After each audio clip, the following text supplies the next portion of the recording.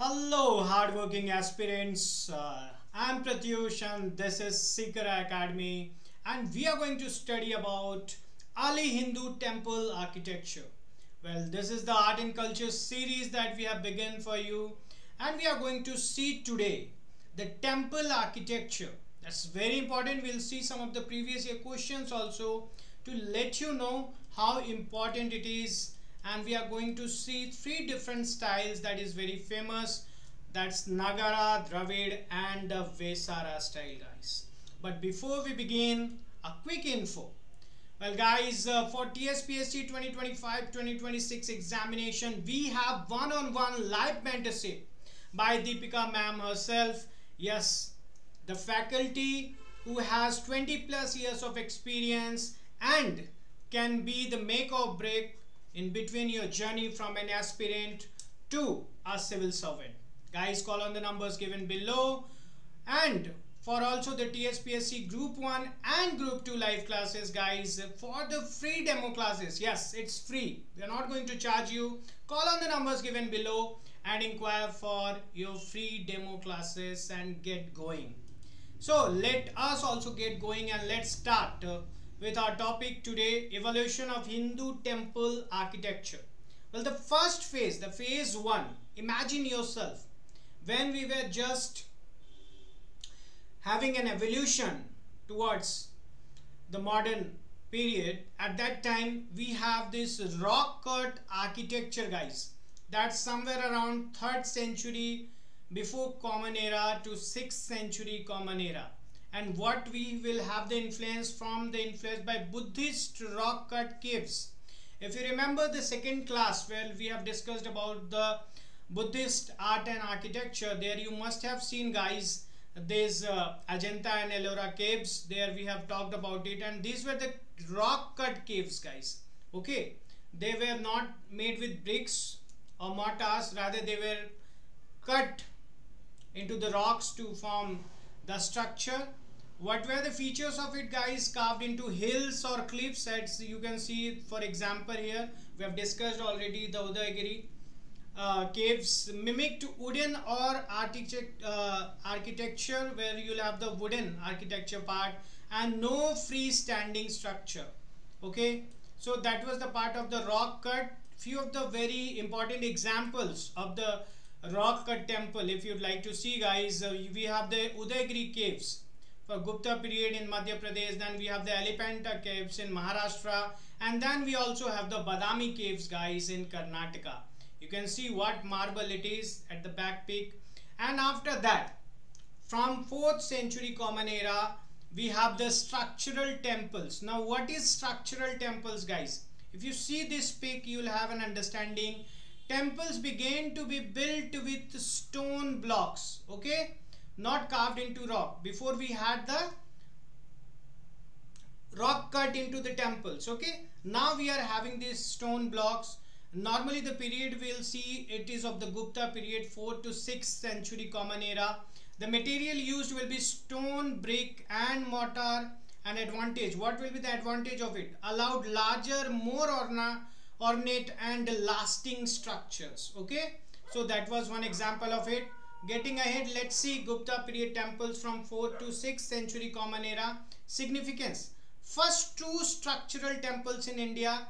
That is when we see for the Gupta period. Design, as you can see, if I'll just enlarge it a bit for you to have a good look. Yes, right now you can see it, guys. So actually the features, if you see, what are the distinct feature it has? It has flat roof, square sanctum. Okay, that is what the Garbhagriha. Okay, that you can see that it is flat roofed and square. Small mandapa. In front you have a very small mandapa and modest elevation, no elaborate towers or the sikharas that they are talking about. This sikharas like structure that we have, it's not there. Okay, then just moving ahead, you'll see the features. What are the features? Sculptures on door, lintels and walls. Beginning of Sikhara development, we will see an emphasis on symmetry and sacred geometry. Okay, let's once see and last the peak, and let's have the picture for you to be seen. So you over here can see guys, the first one is the Nagara style, the North Indian one, the Dravida style, the South Indian one, and the Vesara. This has both the styles of Nagara and Dravida. And if you see guys, this northern style temple and the southern style temple, if we will see it in the coming slides also, but if you would see a major difference, you will see these mandapas which you see in the northern style temple in between. You don't see those mandapas in southern style temple. Apart from the other differences, this is one major difference. And you can also see the difference in the Sikhara at one place and the Bimana at the other place. Okay, so we will see the details of all of it in the coming up slides, don't worry. Let's get going ahead. So examples, first two structural temples. Temple number 17 at Sanchi in Madhya Pradesh. This is the example of a structural temple. Okay, then we have the Dasavatar temple at Devgarh, Uttar Pradesh, and along with that we have the Bhitargaon temple, that's the brick structure. Okay, types of early Hindu temples, we have already discussed it guys. The Nagara style, that's prevalent in North India. Then we have the Dravida style prevalent in South India, and the Vesara style, that's the hybrid version of Nagara and Dravida. Well, you can again see, I'll again zoom it for you guys, just to, because if you understand this structure, this is the Nagara style guys. You can see just below you see the Dravida style or the Dravid style structure. This is the Dravid style architecture, if you can see the complete. Okay, above the Nagara style here. Just by seeing the peak you can see the difference, and the bottom one, the Vesar style or the Vesara style. Okay, by seeing the peak you can tell the difference, and you must remember it. Okay, you don't have to draw it into the exams, but these drawings, if you remember, it will be quite helpful for you. So let's see the Nagara style guys. What is the specific features? If you see, the one specific feature you will have is the curvilinear Sikhara. Then you will have the square sanctum, no elaborate boundary wall, okay, or the gateway. For example, you have the Devgarh temple. Now let's zoom it and see its specific nomenclatures over here. Just a minute. Yes. So you see guys, we will just start from the bottom. If you see the bottom platform, that is known as the Jagati or the platform. Okay, above the platform you have the entrance steps. You have the entrance steps over there. Then you have the balconied windows. Okay, at this place if you see, the balconied windows are there. Then you have the Jangha, that's the walls. Walls are created over here. You have the Pradakshina, where people take the rotation around the sanctum, that's the Garbhagriha. Okay, you have the Ardha Mandap, that's the entrance porch over this side, if you can see. You have the Mandap, that's the assembly hall in between. Then you have the Maha Mandap, that's the larger assembly hall. Okay, Mandap and Maha Mandap, obviously Maha denotes for the greater or the larger, so you have that part over there. You see, this is very important. Above this structure, okay, that you call the Bimana or you call the structure which is just above your sanctum, okay, sometimes here the above that and below the Kalas, the part that you have is called the Amalak or the pure essence. And above the Amalak you will always have the Kalas, the symbolic water pot that you have. Okay, you also have Antaral. What is this Antaral? Antaral will be the path, the difference between from the Mandapa to the Garbhagriha, that passage, okay, that narrow passage which will be there, that will be called the Antaral. And then obviously you will have the Garbhagriha or the Sanctum Sanctorum, where the idol, okay, after the Pran Pratishtha, that idol is placed over there. Okay, now you just come up, you have this half spire or the Uru Sikhar, and then you have the Sikhar or the spire at the very top. So this guys was for what? This was the example of the Nagara style or the North Indian style. I hope you have understood all these parts. Please remember that's what is this Antarala, what is this Kalasa, what is this Amalak, okay, what is the Sikhara, what is the Jagati or the platform. That will be helpful if it gets asked in the exam. Now let's see the Dravida style. You have pyramid shaped tower. If you see this tower over here, you will have it in pyramid shape, okay, and upon that multiple stories with the progressively smaller stories, you can see walled enclosure with the gopuram. Gopuram is the gateway tower, guys. This is the gopuram, if you can see over here. For example, you have the Ali Pallavas temple, for example, Sor temple in the Mahabalipuram. We'll also see it in zoom so that you can understand, guys. Just a minute. Okay, now see, at the top we have the Sikhara, the bottom half, okay, that's the below the Sikhara is called the Bimana. At the just this, you have the Sanctum Sanctorum over there, the Garbhagriha, where you have the idol, and just above the idol you will have the Sikhara and the Bimana. Then you have the Mandapa, the gateway, the hall that you say, the Mandapa is there. Then after that you have over here the Vahana, okay, the Vahan, or the, you can say the transport, okay, whatever you want to say of the god or the goddess. And then you have the Gopuram, okay, the entrance gateway, that's the Gopuram. You can see the above examples, okay, the temples are already there at the above. You can take a look at that to understand it more better. Now let's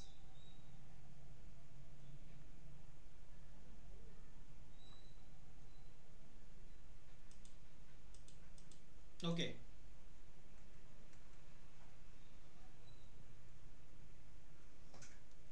Okay. So guys, that was the Dravida style South Indian structure of the temples we have seen. Now this, if you see guys, this is the Bimana, okay. This structure, this you see here, if you are not able to understand at this, here you can very easily see it and understand. This is the Bimana over here. I'll just enlarge it for you. So this is the Bimana over here. If you can see, this is the example, base example of the Dravida style, okay, the Dravida style that we were seeing. Now let's get going guys, and let's see the Vesara style. As it is said, the hybrid of the Nagara and the Dravida, this emerged in the Deccan, okay, curved towers with tied elements. You'll have early Chalukyan temples like the Aihole or the Badami, okay, Aihole or the Badami. There I'll just again try to show you the plan and the elevation of Indian temple architecture. Let me just show you so that this also becomes very clear to you. So if you see guys, you have the Ardha Mandapa, okay, the elevation, if you see, you have the Ardha Mandapa and the Mandapa both over there, okay. You have this entry over here. After that you see the Garbhagriha, the Sanctum Sanctorum is here. Above that you have the Sikhara, okay. So basically if you see the Nagara and the Dravida, the northern India and the South India comes in combined, and that forms the Vesara style here, okay, that forms the Vesara style, okay. Just let's get going. So you see the Aihole temple, example of the Vesara. It's a very beautiful temple, just take the look. Now let's see some of the features of the early Hindu temples. Garbhagriha, what's the Garbhagriha? The Sanctum Sanctorum that houses the main deity, the main idol is kept over here. Mandapa, pillared hall in front of the Garbhagriha, okay. Then we have the Sikhara or the Bimana. Sikhara or Bimana is what? Superstructure over the sanctum. Over this is, supposingly this is the sanctum, so this structure that goes ahead, okay, this structure which is ahead, that is called what? Sikhara or the Bimana. Then the Antarala. Antarala will be the vestibule connecting sanctum and the Mandapa. Suppose this is the Mandapa and this is the Sanctum Sanctorum. So this in between path will be called Antarala, okay. Then we have the Pradakshina path, obviously the path around sanctum where you take the devotees take a round of that path, okay. And Amalaka, what's this? Amalaka. So at the top, this above the just below the Kalas, okay, just below the Kalas and above this tower, this structure that we have, that is called the Amalaka, okay. Ribbed sulcural stone atop Sikhara, that is called the Amalaka. And normally we see it in Nagara style, okay. Kalasa, what's the Kalasa? That the pot shaped final on the top of the Sikhara, normally it has water. Toran, Toran we also saw when we were seeing the stoops, the stupas, okay. What are the Torans? Torans are the ornamental gateways, especially in temple complexes, okay. So that was it. Now let's see the regional Ali styles. Odisha style of the Kalinga or the Nagara sub style. Okay, here you will see one difference. What is the difference? Tower dual, that is the Rekha dual curvilinear. You see over here, guys.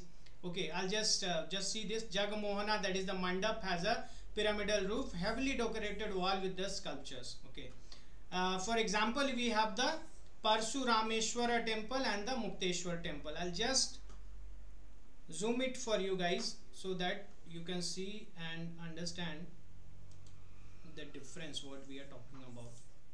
This is the Lingaraja temple, by the way. You see, this is the Amalaka. You can see the Kalasa is at the top, and this is the Amalaka that we were talking about. In this style, this regional style that we are finding in Odisha, you see the Amalaka is very large. The Amalaka is very large over here, and we also see the Sikhara is bent inwards abruptly at the top. You see here the Sikhara has bended over here. This arrow is also this arrow over here is depicting that. And then you have the Pinda dual. Okay, Pinda dual. Okay, above the Mandapa also you are finding that. So this is one different style that you can see, that is their Odisha style or the Kalinga Nagara sub style. Okay, examples of it is the Parsurameshwara temple and the Mukteshwara temple. This image that we were seeing is the Lingaraja temple, that's the 11th century common era. Okay, also see the Mukteshwara temple. If you see again the same features, you will see this is the Amalaka that I was saying, guys, Amalaka. And above the Amalaka, this is the Kalasa or the Kalas.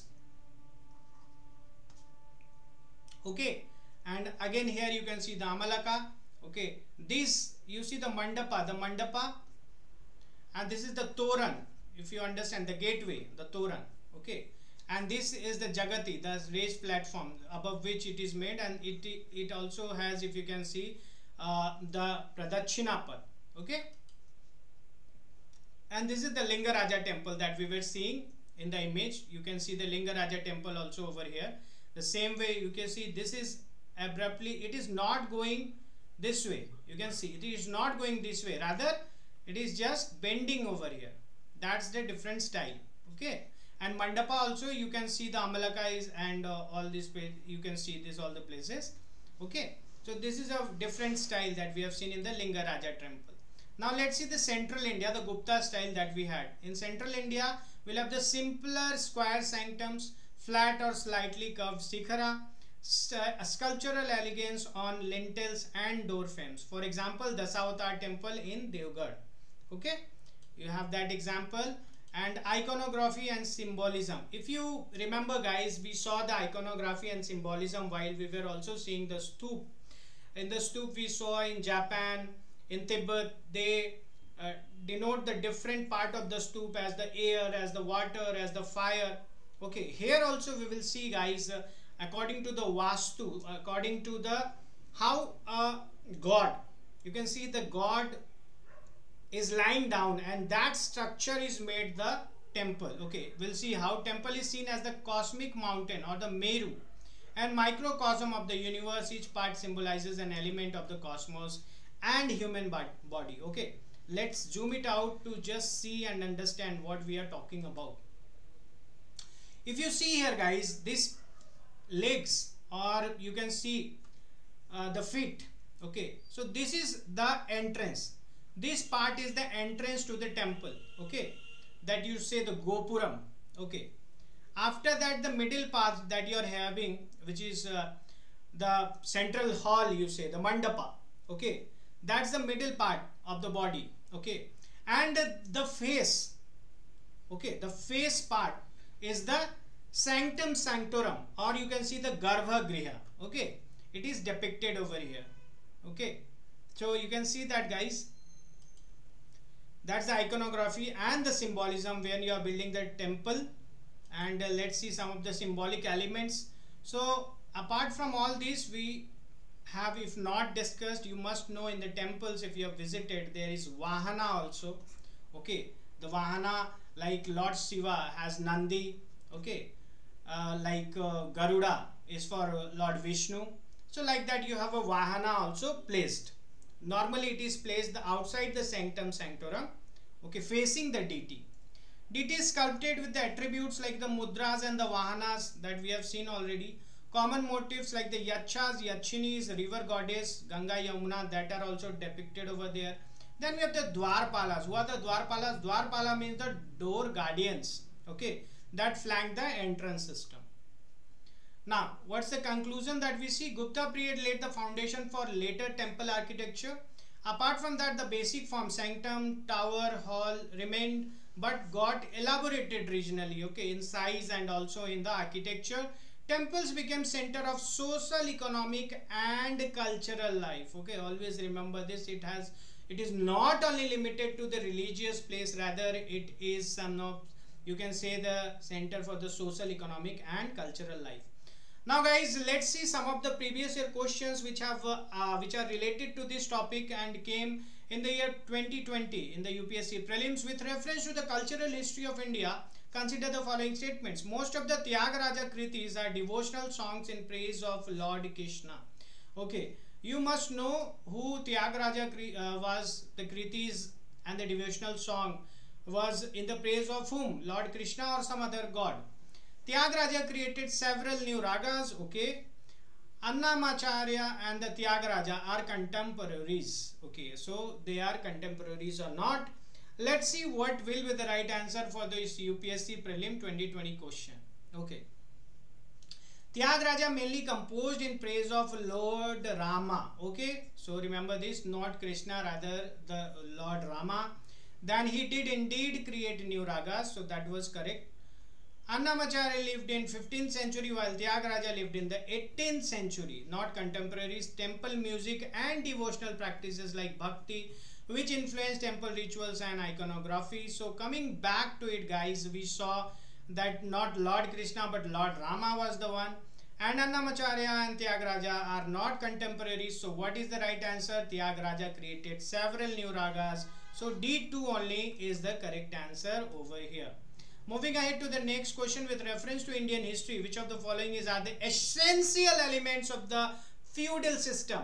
Guys, this was asked in UPSC prelims 2014. A very strong centralized political authority and a very weak provincial or local political authority. Today only we have discussed about the elimination technique, and there we said that whenever you have a very emphasizing line or emphasizing word, you see that that's not right. A very strong and a very weak, highly contradicting. So you can take away. Never, the elimination technique is never 100% correct, but sometimes you can take away.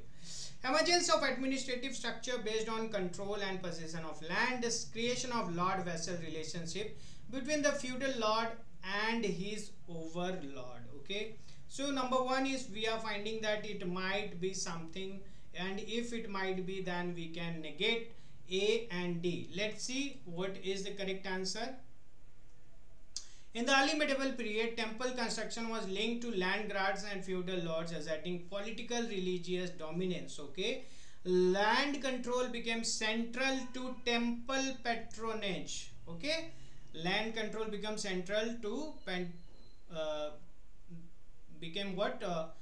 central to temple patronage, okay.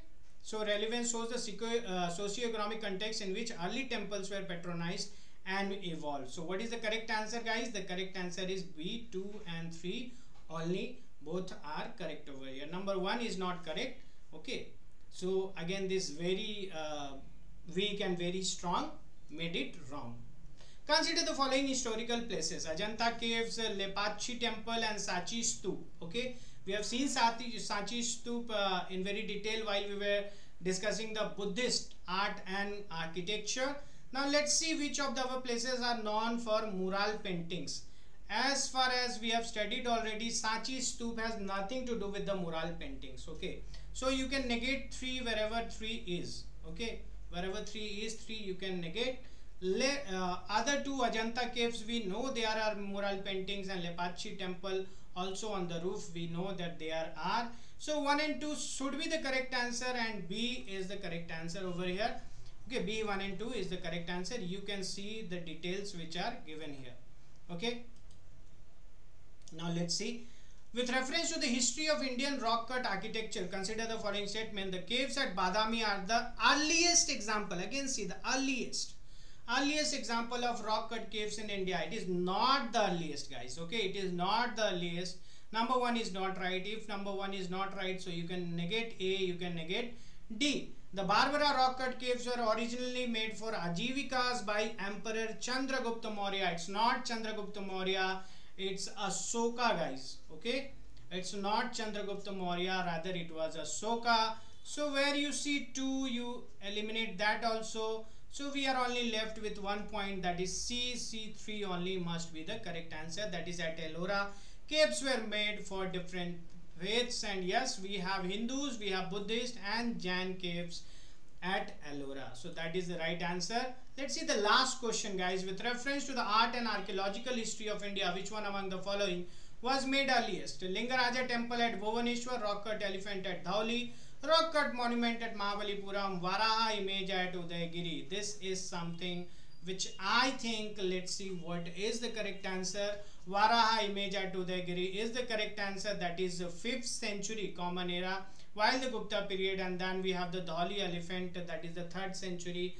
Okay, and Mahabalipuram, that is the 7th century, Lingaraja temple 11th century. Okay, so that is, but this refers to the rock cut image, not temple. Okay, the Dhauli elephant, please understand that you will say no, it is 3rd century BC. So but it is referring to the rock cut image, and it is not referring to the temple. Okay, it is not referring to the temple. Okay, so that was the explanation, and that those were the answers, guys. So with this we have come to the end of this class, but by coming to the end of the class, our journey has not stopped.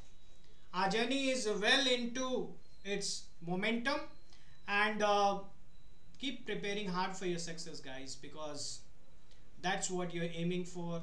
This journey from the aspirant to the administrative officer is not going to be easy, but remember, it's worth it, and we are there together for you. So keep preparing for success. We'll meet again. Thank you.